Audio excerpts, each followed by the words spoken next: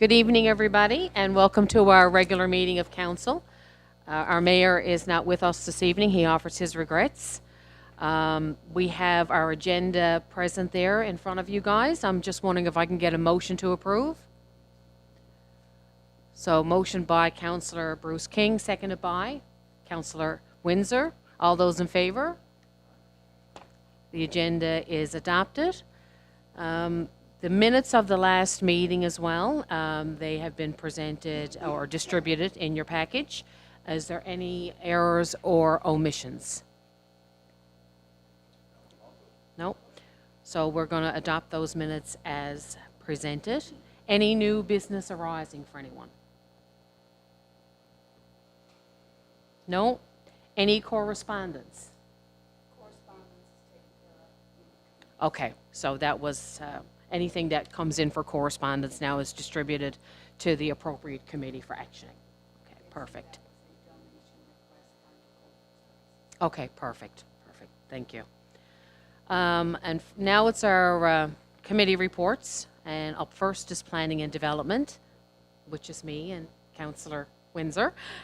So I am going to pass the gavel on to our most senior councillor, which is Councillor Sadie King.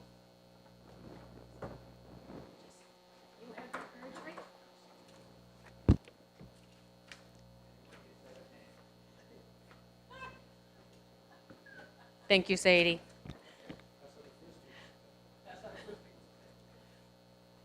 So the Planning and Development Committee, we met via Zoom on March the 26th with CAO Gibbons, Director Stacey, Councillor Windsor, Reg Garland, our town planner, and myself in attendance.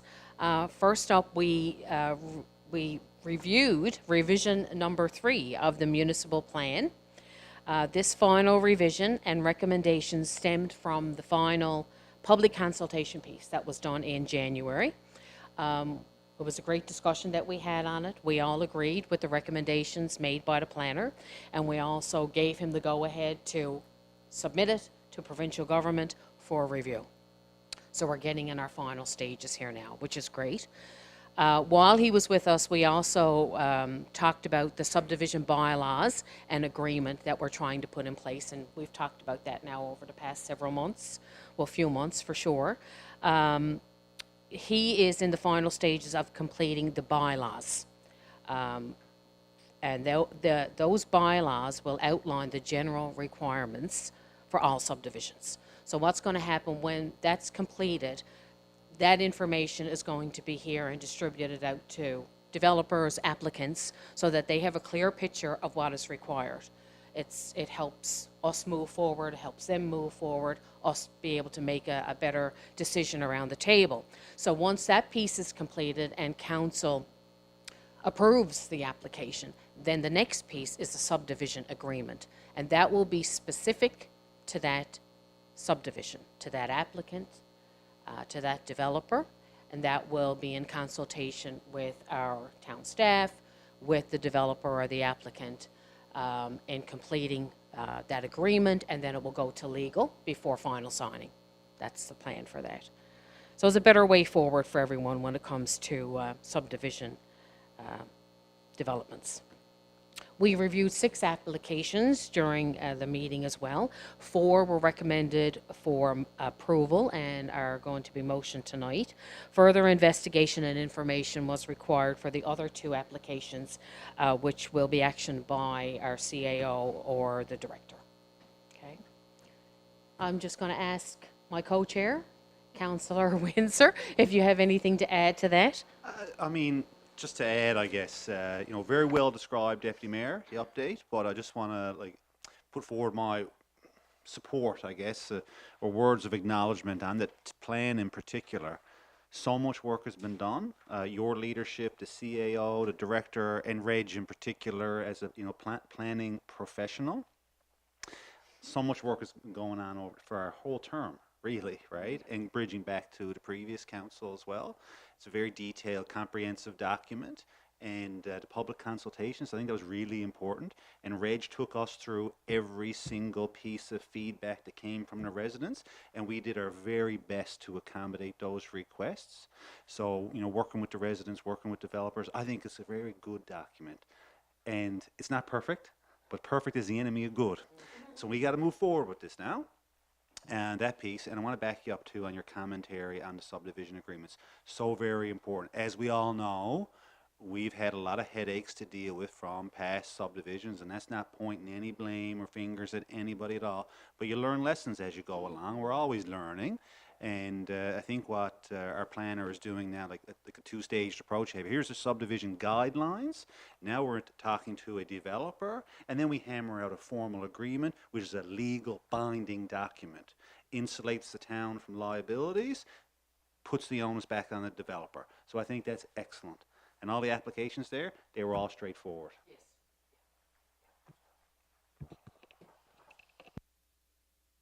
So I'll move ahead with the motions. Thank you, Councillor Windsor. So our first is our permits, of course. Be it resolved to table and approve the attached permit listing. 7 permits were issued from March the 1st to the 19th, 2025. Permit number 03-0013-25 to 03-0019-25. And those permits were for residential, occupancy, commercial repairs, general repairs, and accessory building. So moved.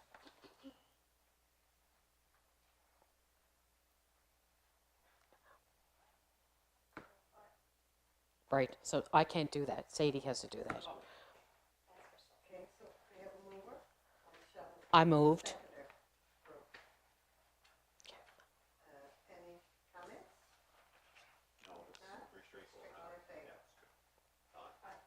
Thank you. The second application is for 15 Mountain Edge Drive. The proposal is a residential build. It's in a residential medium density zone. Be it resolved to approve the above application in principle, subject to the town's municipal plan and development regulations. So moved. Okay, I'll second it. Comments? Carrying on, all in favor? The next is 63A Kennedy's Lane Extension. It is a residential build in an RMD zone. Be it resolved to approve the above application in principle, subject to the town's municipal plan and development regulations. So moved. Moved by Councillor Woodford, seconded, Councillor Crowley. Comments? Carrying on, all in favor? The next is for 7 Eagle Drive, another residential application. It's in a RMD zone as well. Be it resolved to approve the application in principle, subject to the town's municipal plan and development regulations. So moved. Moved by Councillor Woodford, seconded by Councillor Kelly. Comments? All in favor? And the last is for a business application for 32 Salmoneer Line. It is a powder coating business. It's a mixed development zone. Be it resolved to approve the above application in principle, subject to the town's municipal plan and development regulations. This application falls under light industry, which is a discretionary use in a mixed development zone. The application was advertised. We did receive some responses from that advertisement, and a briefing was held on this. So moved. Moved by Councillor Woodford, seconded by Councillor Windsor. Comments? Oh, okay. You might answer my question. Yeah, I'll just add some comments, I guess, of support for the application. Good that we followed the process. Number one, we advertised. There were public interest response. The briefing session was held. I attended the session virtually myself and heard what was said. I think it's important to understand for this business, think that it's light commercial use rather than industrial use. So in terms of, say, sandblasting and powder coating activities that would happen, They would all be self-enclosed in the building with containment systems, very safe, zero emissions to the environment that are potentially causing problems like the powder, and the powder itself doesn't have any volatile or organic compounds, VOCs, like paint does anyway. So there's no problem in that respect. It's a light commercial, not industrial use. The parts that this gentleman would be powder coating would be very small in nature. Think of that, like engine parts, motorcycle snowmobile parts, not a set of stairs for an industrial module that would have to be done in a big yard and sent to Long Harbour, for example. That sort of thing, we would agree, would not be appropriate in this area. We would feel that should go to a larger industrial area, such as the industrial park. But for what this person is proposing, is safe, it'll fit into the area with no problems to any of the surrounding residents. That's all I wanted to say. Any other comments? If not, I'll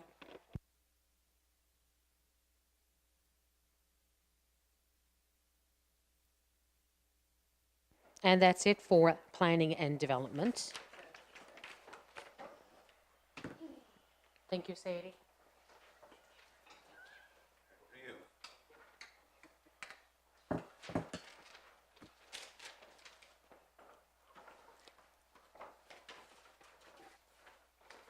So next on the agenda is the Recreation and Community Events Update. Councillor Tilley and Councillor King. Good evening, everybody. I have a little bit of an update here, and then I'll pass it over to Councillor King in case there's something that I forgot or she wanted to add. I guess, first of all, as we all know, spring is in the air, so it's getting time for our Easter camp. Registration is open on April the 17th for our camp that will run from the 21st to the 25th of April. Again, it's great to see Easter in the air and the snow crocus is out, so it was great to get the camps, talk about the camps. Other Easter activities that we have coming up are, we have, I know it's going to be fun, we're holding an egg hunt, so that could be quite interesting, on April the 12th. And then we also follow with a family movie, Peter Rabbit. And if anyone have never seen Peter Rabbit, it's worth a watch. It is really good. Peter Rabbit is for all ages. It's a really good movie.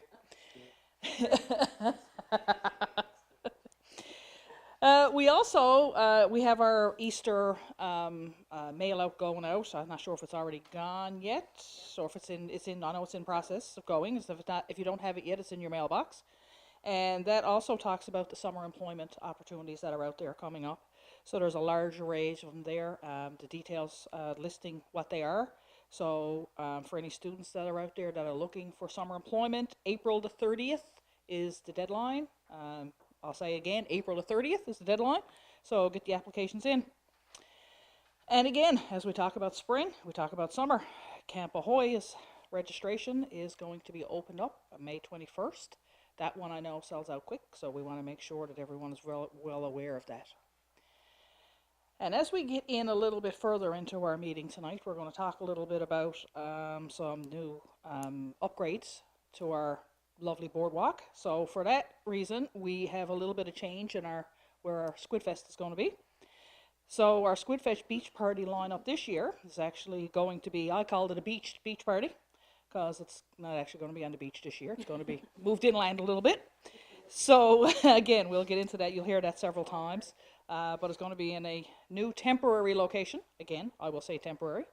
But we do have the concert schedule lineup. So I just wanted to share that with everybody because I know there's a lot of people that are interested in it. So the concert will be on Saturday, July the 19th, right in the middle of summer. Hopefully we can do some, good work and to have the weather cooperate with us and have a nice sunny day. And it's going to feature the Irish Descendants, the Navigators, the Kitchen Party, and I don't even know what I got here. Cripple Creek. I couldn't get that one out. So it's going to be a great night. And again, with our new little temporary location, it's going to make it more interesting. I do also have a motion here tonight, but is there anything I'm forgetting, Councillor King, before?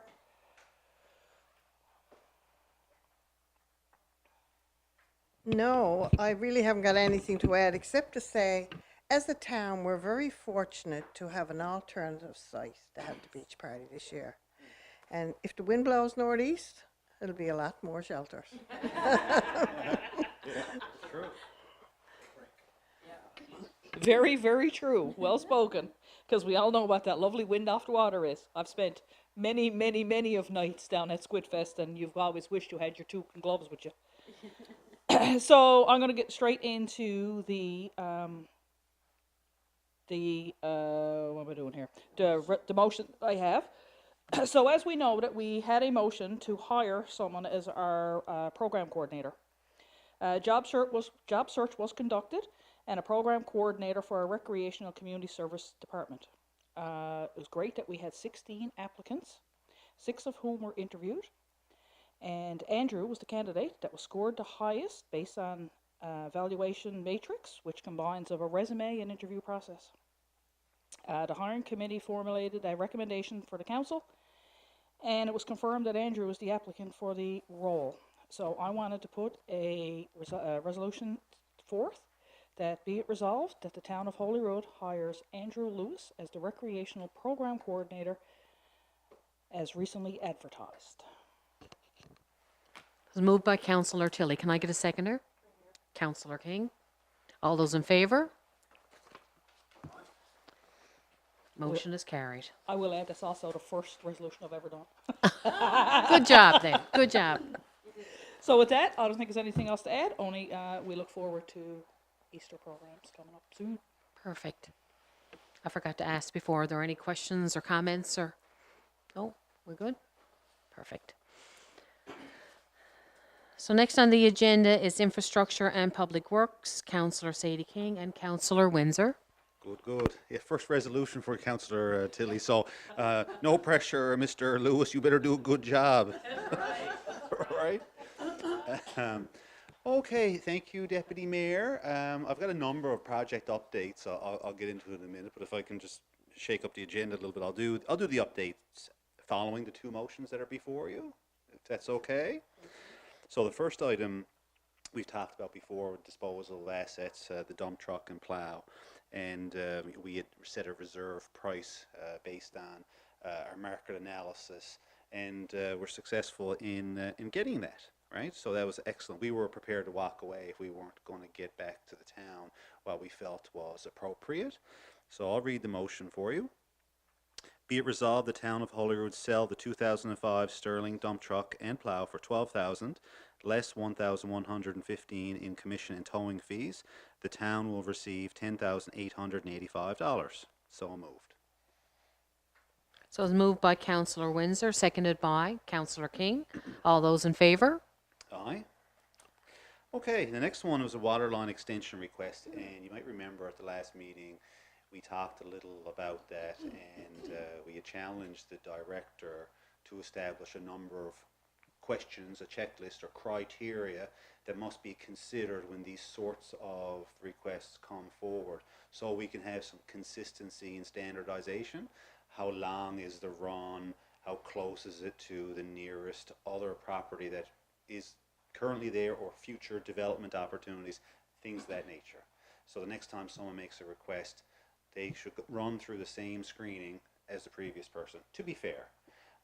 For this particular application, we concluded that we should reject it for some of those reasons. And well, this is the motion before you, which I'll read, but essentially we have to be mindful of how much infrastructure we're going to take on. And a part of that is because we are going to be owning the present and all future maintenance responsibility for that infrastructure.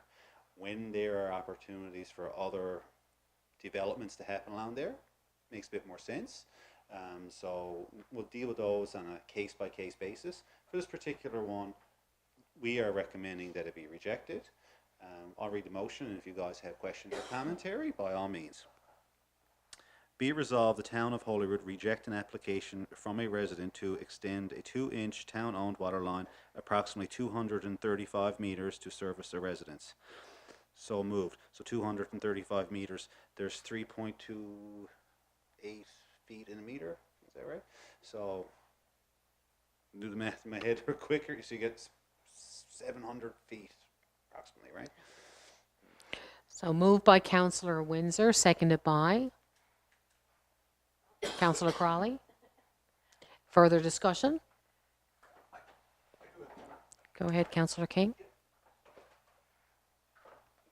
I just have two questions there, Councillor. One, and I'm not sure you might have the answer. What would be the approximate cost of having to put that water line 235 meters to that? And the other one is looking down the road into the future. Is that an area that we suspect that there may be more than just one house there, or in 5 years' time there could be 10? That was my two questions. Those are excellent questions.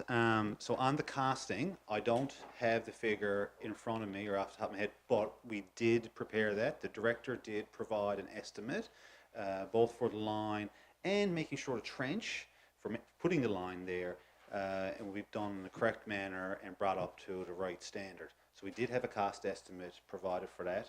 We can share that with the rest of council, unless you have it in your notes available. I don't have it right here, but I will get it, and Okay. I'll look forward to the rest of the council. Okay, appreciate that. In terms of the future development, none foreseen at this time. That could change. Okay. All right. So it's been moved and seconded. All those in favor?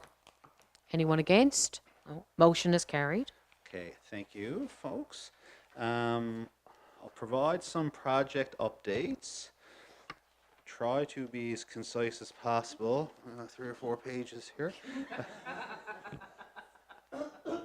But it is relevant, it's important, because I did observe some of these questions were being posed on social media. And as always, the communication committee, we should make sure that we're getting the information from the correct source. This is the source here, and we can certainly share relevant information through social media posts as appropriate on the correct channels. But I'll talk about the water and the sewer primarily, and touch on some of the other councillors that touched on the recreation facilities as well, right? So I'll just reiterate that. So number one is the water supply. Seminary Line Emergency Water Supply Project. And you might recall a previous motion this council made about engaging an engineering firm to perform a cold eyes review study of the work that has been done to date. And the work that's been done to date by the town and previous councils, that's plural, that goes back 15 years, right? There's many studies performed by different engineering companies, such as SNC, Wood, I can't remember all their names, quite a variety, which is great, because then you get different opinions and analysis done. So we had CBCL engaged to do a cold eyes review study of that body of work that's been done over time, and to try to identify any gaps with the purpose, the goal, to make sure that we're doing the right thing with this project up here in the Seminary Line, which was conceived of as an additional water supply for this growing community. Okay, so they met with us to present their findings during this last period, I think it was last week, and they're continuing that evaluation. What is the best option of additional water sources for the town of Holyrood? So while they are continuing to investigate and study surface water, they are also recommending that we first study and eliminate the possibility of additional good quality water from wells, additional aquifers in locations around the town as recommended by, can't guarantee the water's there, but they do have access to hydrogeologists and they can make recommendations and for most likely water sources. But we would have to drill a hole. We would drill test wells to verify that there is good water there and conduct a pump test to make sure there's water available.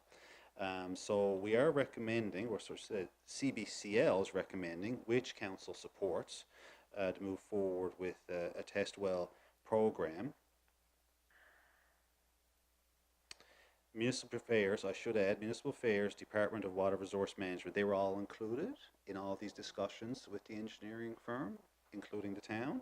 So all the right players have been involved, and they're all aligned on what the best way forward. And we just want, I guess the thing is, we want to make sure we're delivering the best possible result to the residents as the best cost option and is safe and of quality. You know, I guess the long and short of it is, as it was explained to us and as we now understand better, the surface water comes with a completely different type of treatment package required per regulations. It's a lot more expensive than what we have for groundwater. Additionally, if we get into having two systems, they would have to be completely isolated from one another. So one area of the town would have to be serviced by the well water, and one area of town would be serviced by the surface water. Now you have two different systems to maintain, and that's a lot more cost too. So, long short of that is with the right people guiding us, both the engineering professionals and the right specialists within the provincial government, environment and water resources, and we're taking a stepwise approach. We're accessing funding that's already there to do some test wells. And then when we get those results, then we'll come back to the table and we'll talk about the next logical steps after that.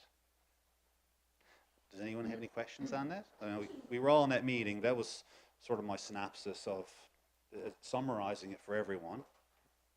No, that's excellent. That's exactly what we heard around the table, and we all agreed that that was the best way forward right now Okay. for that. Oh, Okay. excellent. Okay. Thank you, Deputy Mayor. I'll move on to an update now. On the other end, literally, the sewer. So, so now the sewer treatment plant right down by the festival grounds, and that got a lot of attention, you know, recently too, because we're talking about Squidfest. Every time that topic comes up, bang up, we're talking about that place. But thank goodness, I'm happy to say we are doing something about it, and things are going to happen down there this summer, okay? Now, it's going to be a phased approach, so, you know, it's going to span multiple years, and I'll try to explain what is happening, we conceive of now in each phase.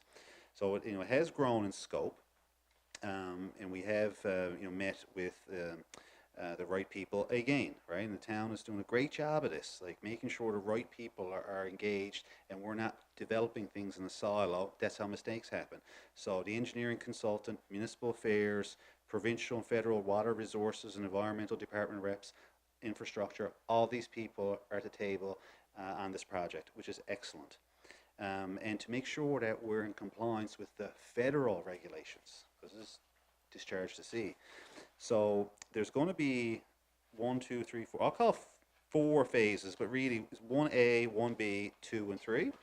So first off, so phase 1A, that's this summer, 2025. We are going to clean out the oxidation ditch, clarifier, sludge holding tank, all that's getting cleaned out. The headworks package is going to be designed. The design build for the new building, that will include the solid screening grit removal for effluent and all new clarifier parts. A lot of these are long lead items. They're all going to be ordered under this funding. They take several months to arrive, so to all likelihood, that stuff is going to bridge into 1B, 2026 installation, right? So 2026 installation will be all those parts, the clarifier parts, the headworks parts, and the outfall will be addressed in that phase depending on where we are with the funding. So that's like funding piece 1, span 25 and 26 for those scopes of work within the overall scope of work. Phase 2 is new funding, and that'll be to replace the lift station, including the underground chambers and the overflow pipes. And phase 3 will be the completion of all plant upgrades and any punch list items remaining from prior phases. So over the next 2 to 3 years, we will see a lot of work happening in that area, and the end result will be a top-notch, not Toronto, but you know, it's, I think, leading for municipal Newfoundland and Labrador, leading the way in terms of environmentally responsible and in accordance with regulations for sewage treatment discharge. I think it's going to be great. We're all looking forward to that. All right, the tank, this is shorter now, this one, like the water tank we've talked about. And work's ongoing with the province. We're finalizing the RFP, and that's hoping to be released to bidders very soon. And it'll be constructed this year, 2025. Community Centre, Lean Consulting have prepared 3 design options as part of their study concept review for our consideration. So we hope to receive that next week. And what will happen is they'll present, council will review the options. Once we review it and have a little bit of feedback with the consultant, we will have public consultations to make sure that everyone understands what we're putting forward, give them a chance for their voice to be heard, and then we will go back to the consultant so they can move forward with detailed design based on the feedback of council and residents. So that's the community centre. And last but not least, Councillor Tilley already touched on it, and I know economic development are going to talk about it as I hand the baton here now, is the festival grounds. Sort of responses to the RFP tender, excuse me, for the next phase, which is the rehabilitation and significant improvement of the festival grounds, new bandstand, accessible parking. It's going to be excellent, which is why, as Councillor Tilley described, the Squid Fest is temporarily relocating this year. And 2026, wow, going to be a really nice new Squid Fest venue for us. Excellent. And that is the project updates, Deputy Mayor. Well, that's a lot of information, eh? So we can Lots of great things lots of happening great in things Holyrood. happening, absolutely, and a lot of work being done at the committee level for sure on all those projects. So thank you so much for all that information. Anyone have any comments or questions? No? Okay.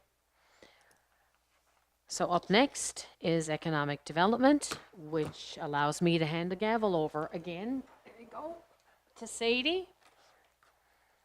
I only have, do you need that too? I only have one motion. Okay. So, just to give a brief update, and there is a motion there for economic development. We met on March the 24th with all members in attendance.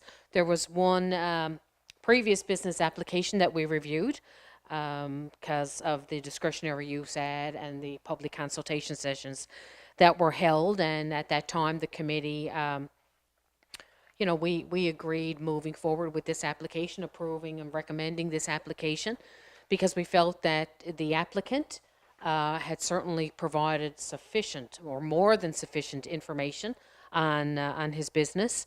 And, we just approved that earlier, of course, which is great. There was one business inquiry from a resident regarding the application process itself and the guidelines for that specific business. So our CAO provided that information, but we haven't received an application to date. We're waiting on that. Our CAO also received a call from a business owner who was concerned with unregistered business here in Holyrood. And that individual, that business owner, did provide specific information about the business itself and how it was advertising on social media. And we see that time and time again. So our CAO, took the information, and what we normally do at that point is to try to reach out, to try to gather the information, reach out to the individual if we have a number, if we have an address, to send out a letter requesting information, providing an application, and so on and so forth. It's just that it's very frustrating for the business community, for those business operators out there that are following our regulations and guidelines, that are registering their business.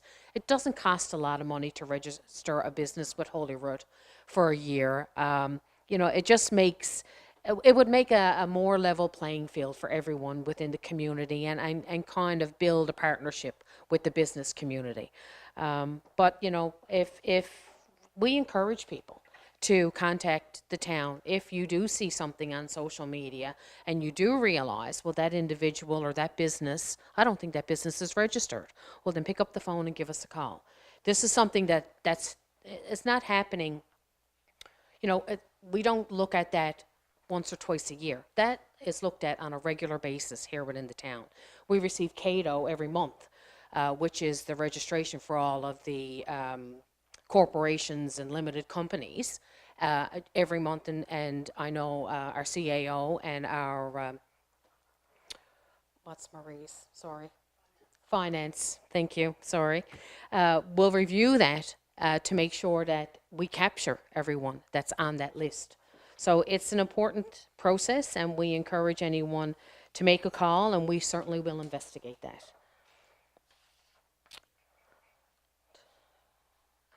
The other thing that we looked at as well was phase 2 of the boardwalk.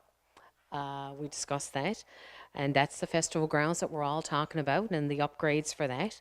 The tender was issued through Merck's provincial government site and the Construction Association.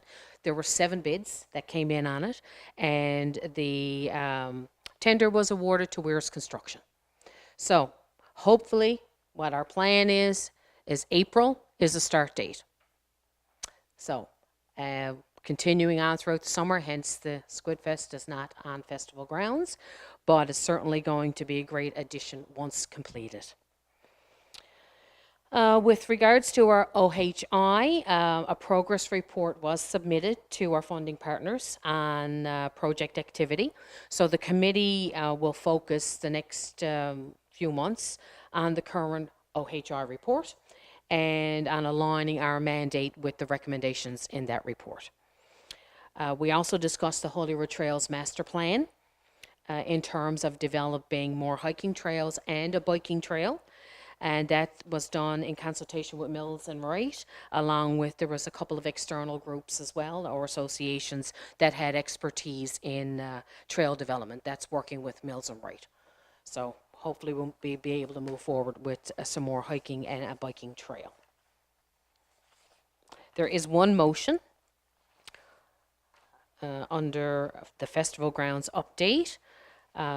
Be it resolved, the Town of Holyrood accept the recommendation from Mills and Wright to approve Weir's Construction as the successful bidder for the festival grounds upgrade. The bid priced at $645,668.31 is within the approved budget through the funding from ACOA and the province in partnership with the town, and was the lowest of the 7 bids received. So moved. Moved by Councillor Woodford, seconded by Councillor Tilley. Comments? No. Yeah. That'd be great. Yeah. All in favour? Motion carried. And that's it for economic development.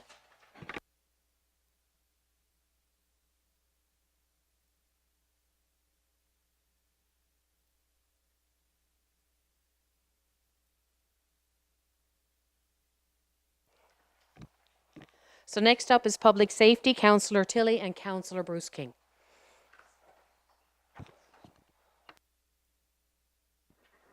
Thank you, Deputy Mayor. All good stuff. We had our public safety meeting on the 18th of March. Those people in attendance were the fire chief, our CAO, myself, Councillor Tilley, and the mayor both send their regrets. Just a few points. We talked in the past about public safety and sending letters to the Assistant Commissioner of the RCMP and the Public Safety Minister. Those letters have gone out. They've been confirmed that they have received the letters, but as of today, or as of to date, there has been no response, but we're looking forward to a response and also a meeting with both the Minister and the Assistant Commissioner of the RCMP. Because even since our last meeting, for example, there's been 2 or 3 incidents here in Holyrood, one involving somebody stealing patio furniture off someone's deck, right? The other one was regards to, and just down here on Duff's Road, if you go by, you see a little sign out with a little orange flag on it to tell people to slow down, because a lot of kids down in that area get on the school bus in the morning, right? And it's a great reminder. It's almost like one of those little signs that flashes the speed limit to tell you to slow down. Anyway, somebody stole that, right? And then there was another incident of somebody rifling through someone's car. So, and I guess the thing is, you know, the RCMP are doing, I have no complaints about the RCMP. The RCMP are doing the best job that they can with the resources that they have. And I know a lot of the concentration is on bigger crimes, drugs and all these different things. But these are the things that scare people, right? These little things of going to bed at night and thinking about somebody out on your patio, rifling through your car, rifling through your shed. You know, all of these things make people, and more so if you live by yourself or you're a senior, which we have a lot of seniors here in Holyrood, and it scares people. So the whole idea is to encourage the police, and especially now there's a federal election coming, there's a municipal election coming, and there's a municipal election coming. And there's all kind, and they're also talking about things that should be in this year's provincial budget.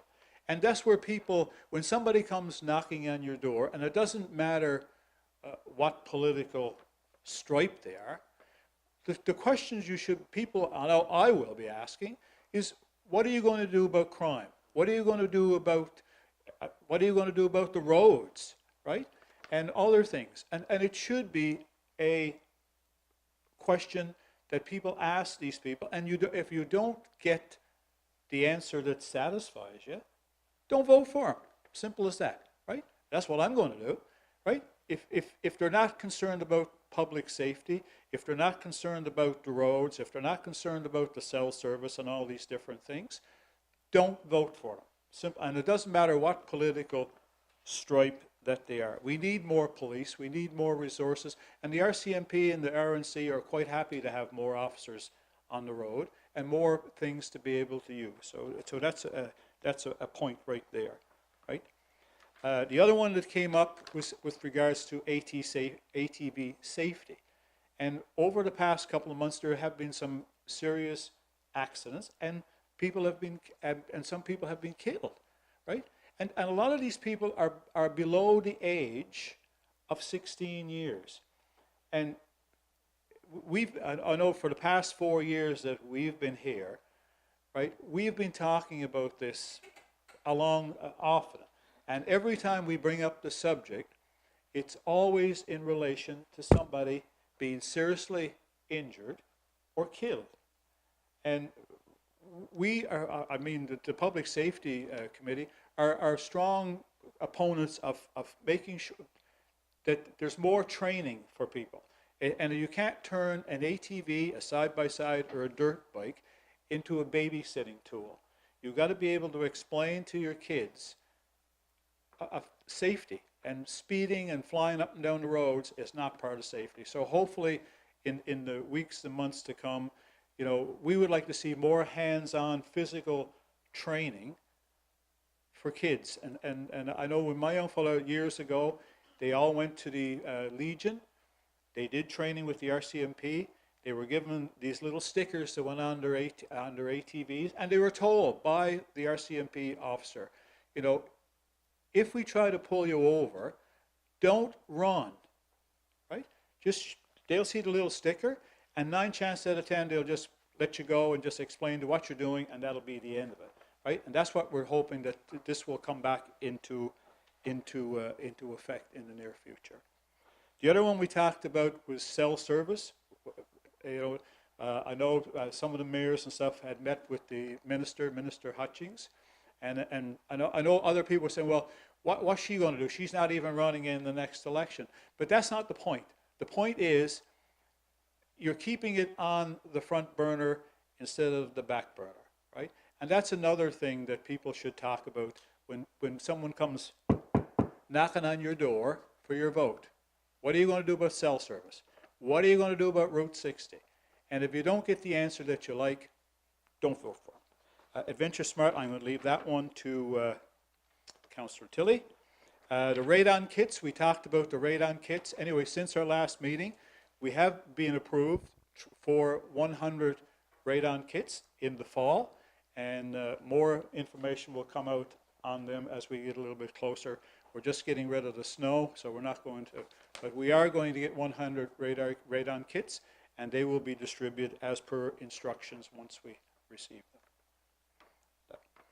The emergency plan, management plan is well underway. The chief got it in hand, and he's almost down to the point now where him and Councillor Tilley will go through the last phase of and making sure everything is up to date. So that is moving forward.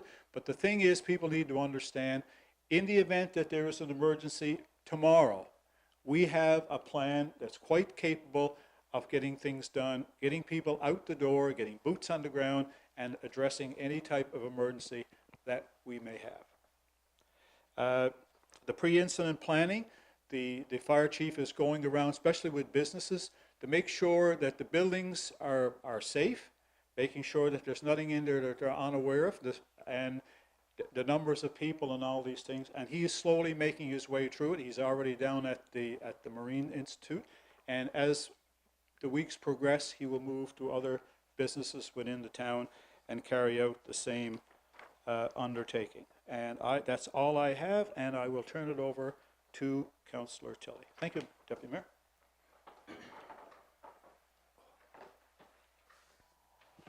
Thank you, Councillor King, for that update. Again, all good stuff. I do also want to reiterate what he advised about the emergency preparedness plan. As we hear with the ice storms that are just happening in Ontario now, and all the wires down, and it's just revolving. Unfortunately, I'm going to say this out loud, but we're coming into forced fire season again. We do have a very strong emergency preparedness plan. In my day job, I have the advantage of being a part of a lot of emergency preparedness plans, and we have a very strong one. It just, and in our, we talk about updating it, that's just basically crossing a few T's and dotting a few I's. It's just putting updated information in there. So I just want the residents of Holyrood to know that we are prepared if something happens that we need to resort to our emergency preparedness plan. Last fall, we tried to put off a Adventure Smart program, and I think it was a little bit of poor timing. It was right before Christmas and people were busy. But now that we have the spring coming, people are getting outside. We also have that our Deputy Mayor talked about the trail committee that's trying to get new trails and everything up into the community. Again, near and dear to my heart is people being safe when they're outside. So we have set up a new date for a presentation for Adventure Smart. So basically we're going to do a twofold because it is designed for two different ages. One is Survive Outside for the people sitting around the table here, and the other one is for Hug a Tree. So the Hug a Tree program is designed for kids to know what to do if anything do happen and they do get separated from their adult people that they're out there with, hunting, fishing, hiking, whatever. We teach our kids stranger danger, and then if they're lost in the woods, we have a bunch of people looking like me with headlamps on, making noises, coming through the woods, yelling their names. So we try to make sure we have an education in there of what to be aware of. So again, we're going to try it this time. My philosophy is if one person is there, that's one person that I got a bit of education, and is one person that we can help with. So the committee is put together with a date. We're going to do May the 10th. We'll have more information come out on our website. We'll have some posters done up in the store. But it's going to be done through Central Avalon Search and Rescue is going to do it, and they are instructors from Adventure Smart Canada. So this is a national program. So that will be done on May the 10th, and we will have more information come out on the exact details. Just keep an eye to social media and to our Facebook pages and our websites for that. But other than that, I can't add, but I'm so excited about the boardwalk being done.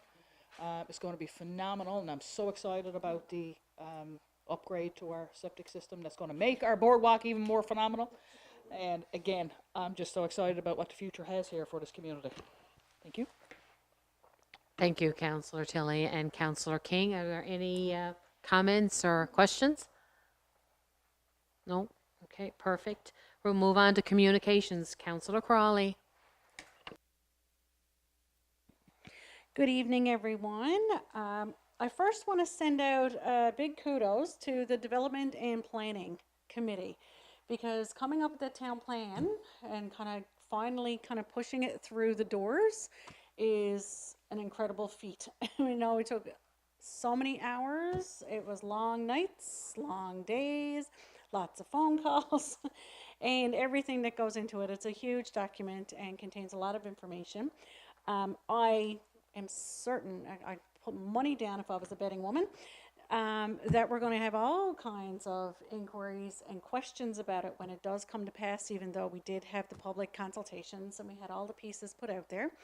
But we will do our best as a communication team to put out the information in a timely manner, make sure it's on our website, do our rollouts and things like that when the time comes that it will be publicized and approved. So we're just in a waiting game now with M&L, right? So kudos, that's the first thing.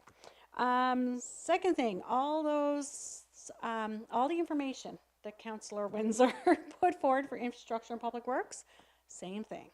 There's going to be so much communication, and I know in the middle there's going to be miscommunication and some misinformation thrown out there too, with people who are grabbing bits and pieces or seeing a truck go down the road or a truck go up the road. Strongly encourage people to go to the correct source, which is our website and our social media feeds. Refer back to the information that Councillor Windsor has presented here tonight. And I know, because there has been some movement back and forth where we were, I guess, proposing about the surface water and singing its praises until we got all the information. And it took a little bit of a turnaround there when we found out the more details. Surface water, yes, is fantastic, but the treatment of it, of course, as you said. So just make sure we're going to the right places. I appreciate those who do pay attention and listen to our public meetings and read the information from our website, because I noticed that these people are speaking up on other social media sites and helping give the correct information. So the last thing here is that in our last meeting, our last public meeting, we adopted the motion to put Voyant online and use that as our mode of communication. So since we approved and adopted that motion, the contract has been signed. So now that the contract has been signed, we're going to enter into service, and there are scheduled training days for 2 of our staff members that will occur later on in the month. Marketing materials are being developed and getting ready to be sent out as well, and that will ensure the promotion of Voyant and the signing up and the contract and understand what it's all about and how residents can get access. So Voyant tells us is about a 30 to a 90-day turnaround from when you sign it and get everything up and running. And we're really looking forward to that.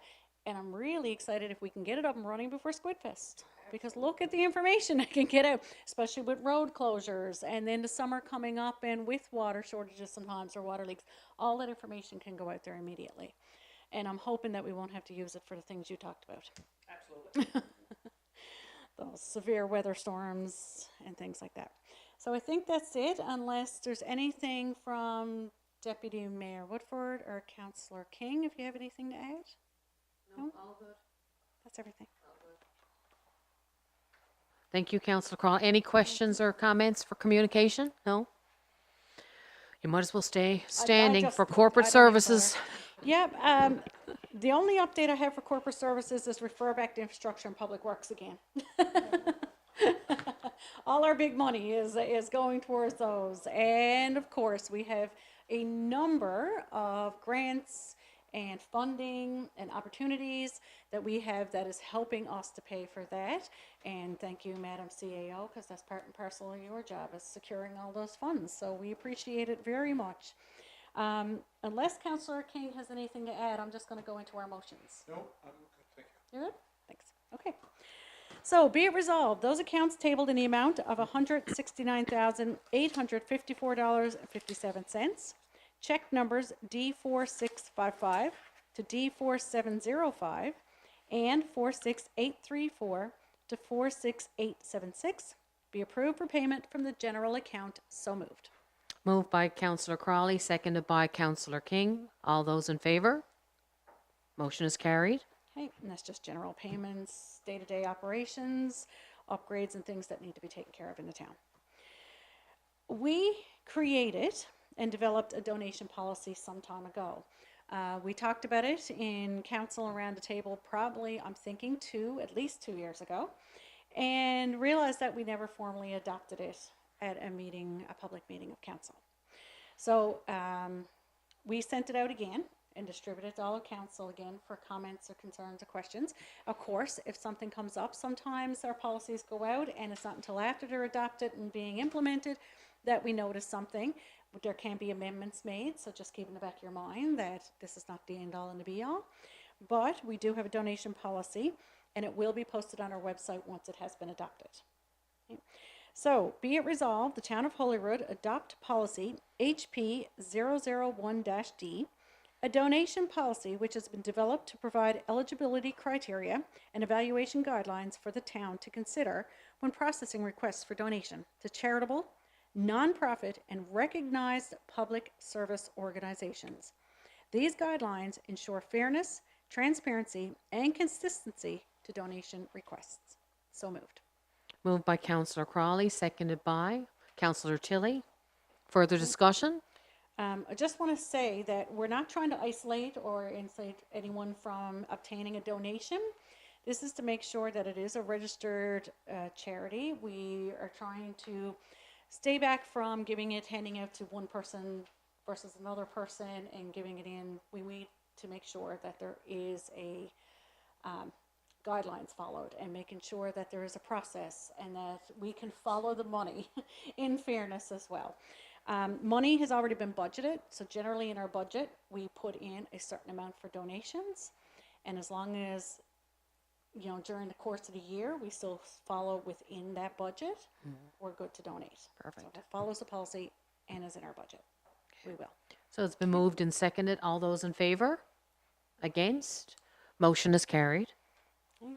And as was mentioned in the correspondence section, there was a request for a donation.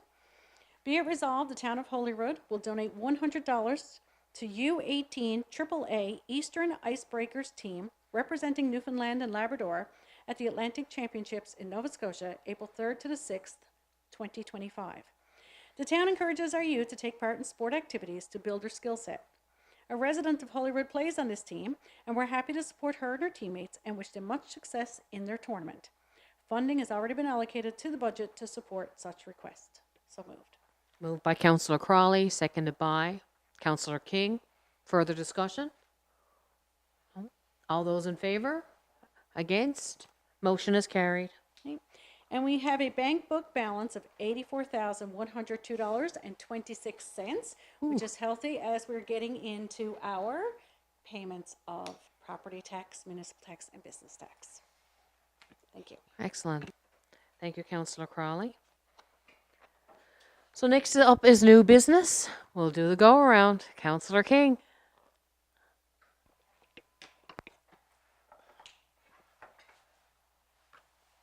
Thank you, Deputy Mayor.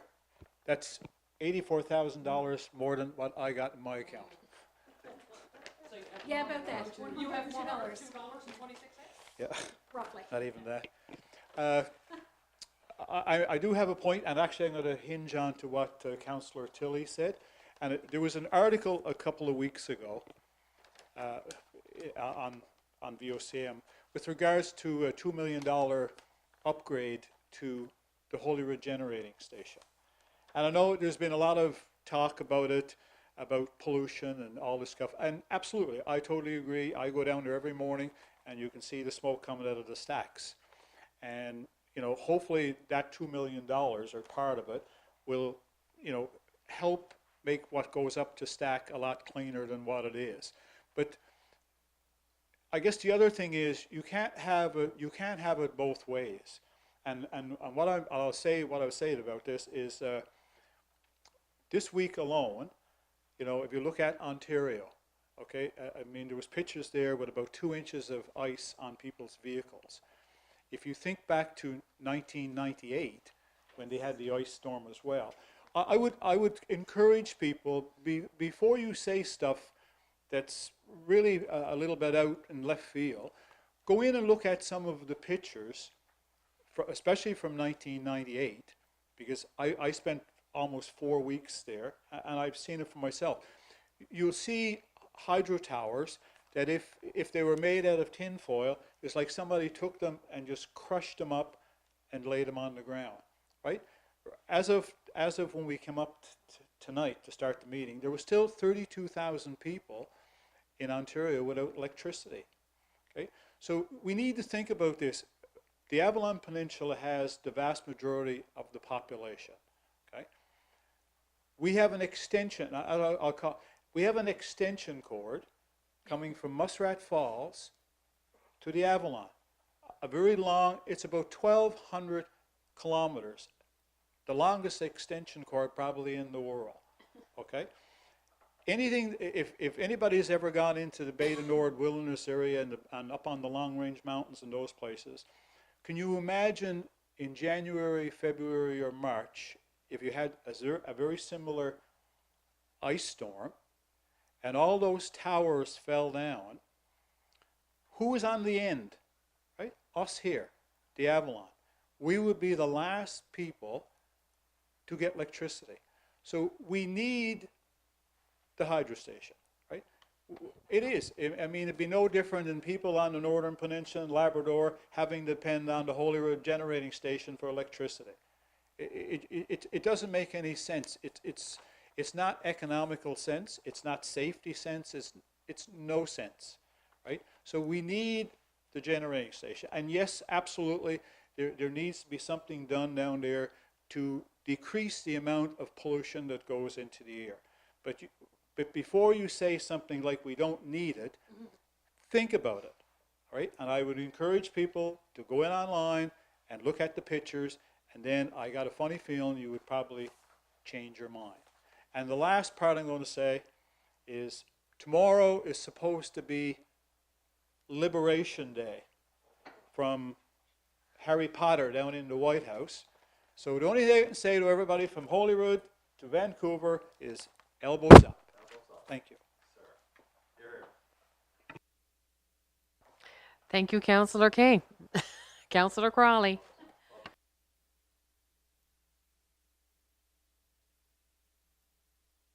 Thank you.